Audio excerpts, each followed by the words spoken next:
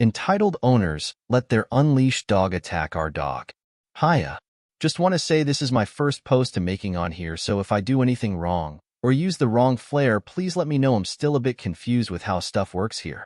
That, and I'm on mobile, so please excuse any spelling mistakes. So some context that's worth knowing is that we have a small dog that has hernia.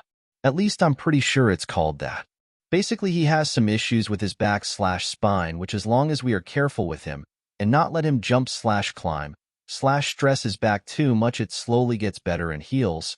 But if not, it can lead to complications to the point it could require surgery.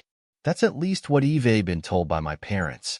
Ever since then, we have been very careful with our lil guy, and why this story especially pisses me off. It was a normal day. Me, my mom, and my mom's BF were planning to go on a trip with our car. We were getting all the luggage we had into the car while my mom had our dog on a leash and was getting him ready for the trip. Suddenly, I heard some panic sounds from my mom and her BF. I looked back and I saw an almost equally big dog to ours that was just there and attacked our dog. We were all panicking because we still all had our hands full and didn't know what to do.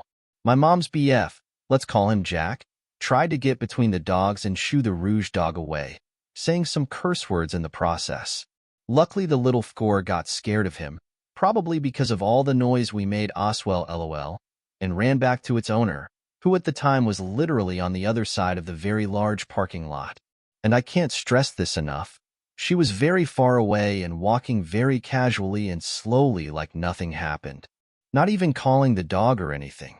I could see she had the leash in her hand, but for some reason, she didn't bother putting it on her dog until it ran back to her. Jack then started to scold her because of how irresponsible and careless this was. Not only did her dog almost harm our dog, but, again, this was in the middle of a parking lot. What would she do if a car randomly backed out of a space without looking? I'm still so confused how she thought this was a good idea. Also, to be clear, Jack didn't say anything insulting or any names. He was just telling her not to pull this kind of BS and to be more responsible. She didn't even look at him and just walked away. Not even a sorry or anything.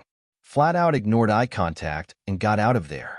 We all took a sigh of relief and wanted to process what just happened. If I made this clear, but this all happened very fast. We were about to start packing again until we saw what I could only assume was her BF starting to walk towards us. I think we all had a bit of an "oh shit" reaction when we saw him because he was doing the generic frat boy ready to throw down walk right towards us. Like chest out, hands clenched up, and not soon after said something along the lines of, "What did you say to my GF?" to Jack. If this was a smart idea, but I immediately pulled out my phone and started to record just in case if he was actually about to attack Jack.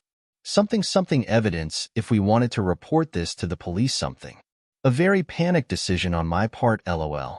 If it's because he saw my phone, or if he got scared of Jack, who wasn't trying to back off and was visibly standing his ground, but when he got close enough to talk, he kinda calmed down and started to talk pretty normally.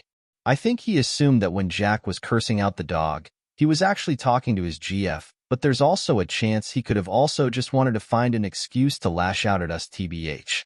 Anyhow, we almost instantly made it clear we didn't curse out his GF, even though it would have been probably very justified if we did, lol, and then started to very angrily explain how what she did was insanely careless and irresponsible, and how we had a dog which has medical issues that could get worse if he actually got injured in this encounter. He just kinda stood there not knowing what to say until he murmured something under his breath and walked off. You'd think this story ends here, right? Well, not exactly. After we were driving, and still talking about those entitled assholes, we heard a loud car horn behind us. The car which was behind us then went to the left in a way we could see it, and the driver pulled his hand out of the open car window and flipped someone off into our vague direction before driving off. Jack says he saw that it was the BF from before, but I can't 100% confirm that since I didn't see the driver. We were a bit scared that he now knows what our car looks like and wanted to do something to it, like keying it or whatever, but luckily that hasn't happened yet. Knocking on wood not to jinx it as I type.